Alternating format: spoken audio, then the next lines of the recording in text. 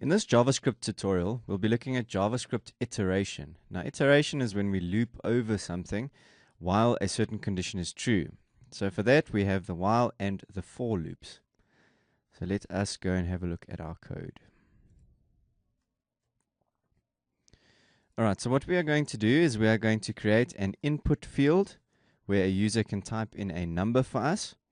And then from that input field, we'll have a button, and on click, when the user has input a value into that field and he then decides to click, then it will invoke a JavaScript function that will then iterate through that number, displaying what the number is on the screen. I'll explain this as we go along so that it can make a little bit more sense.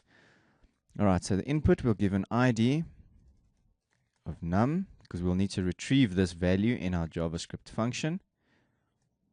Then we want to create a button.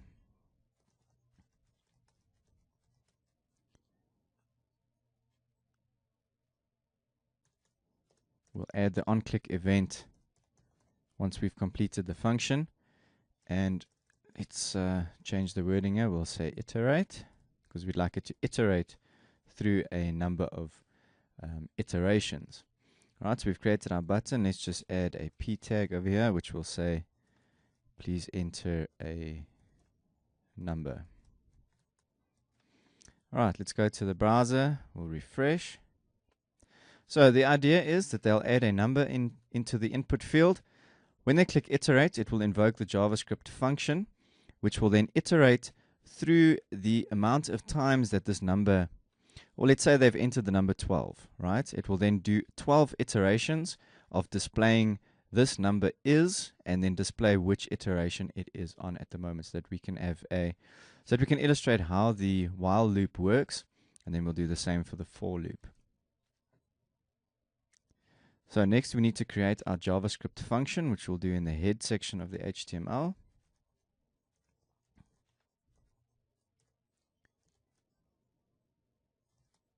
Need to specify what type of script we are adding, which is text / just get this right, JavaScript.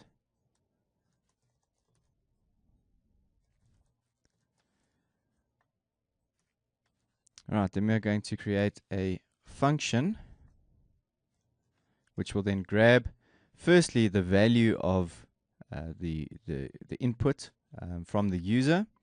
We'll need to pass that as an integer, of course, so that JavaScript can recognize it as a number. So let's call this variable x.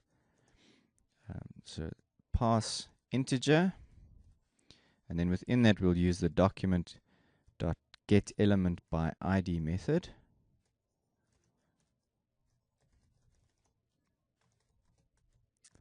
And then of course we are referencing the num ID.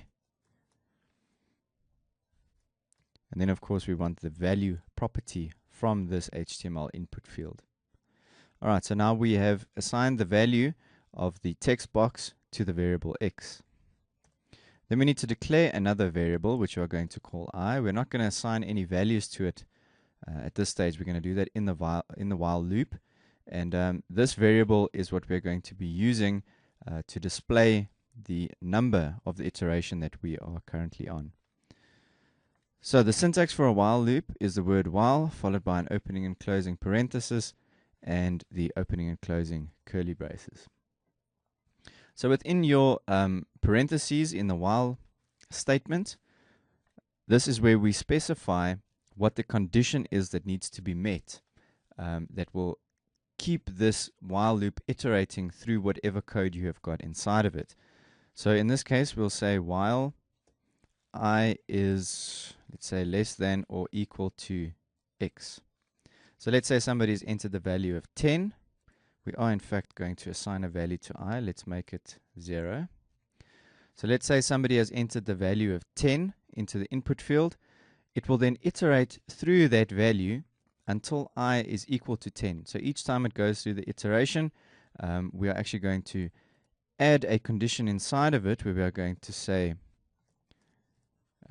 we're going to use the increment operator, which will increment I by 1 each time that this each time that it iterates through this while loop. And then each time that that happens, I will, of course, increase and get closer to 10. Once it gets to 10, it will then break out of the loop and stop the operation. So what we're going to do is we're going to use the document method and the write, or the document object with the write method. And we are then going to say, we're going to then output the number that it is currently on. So we'll say the number is, and then the concatenation operator in JavaScript is the plus sign. And of course, we want to append the value of I onto the sentence that we are outputting onto the screen. Then finally, we just need to add an on-click event to our button so that it actually goes and calls our function, which we haven't created. Let's just create the function, or we'll place this code inside of a function. So let's just call it function loop, opening curly brace, and then of course we need to close the curly brace. Just going to indent my code so that it looks a bit neater. And then we can add our on-click event. So we'll say on-click, it needs to call the loop function.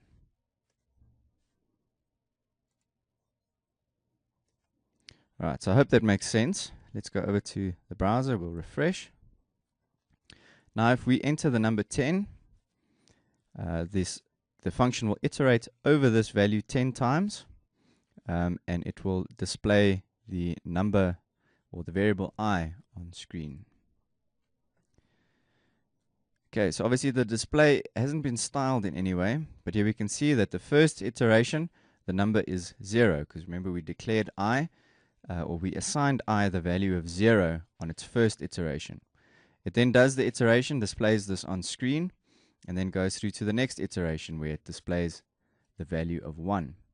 It continues this until it gets to the value of 10, which of course was our condition for I to be less than or equal to 10.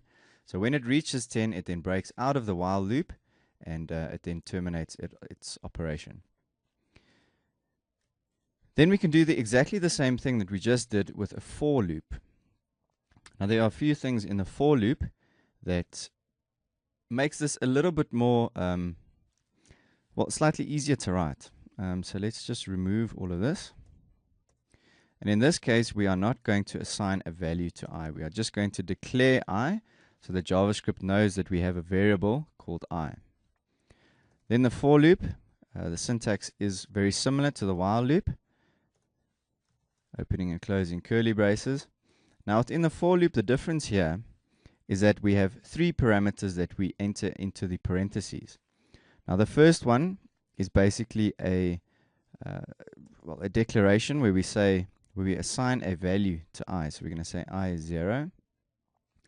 The next expression is the same as the while loop. This is the condition that the loop needs to meet to continue iterating through the code inside of it. So here we'll say I needs to be smaller than or equal to x. And then we need what we call the modification expression, which is the expression which increments the variable I that we are using to test for the condition, if the condition is true. So here we say I and then the increment operator. So it basically encompasses all of the things that we were doing inside of the while loop into its own, into the parentheses within the while loop. So then we can say, use the document.write method. We'll say the number is, then we concatenate the variable I onto the sentence. And in this case, we don't need to have a new line where we specify that I needs to increment by 1, because that is already done within the for loop. So let's save that. We'll go to our browser. Let's refresh. And now if we say value of 10, it should do 10 iterations.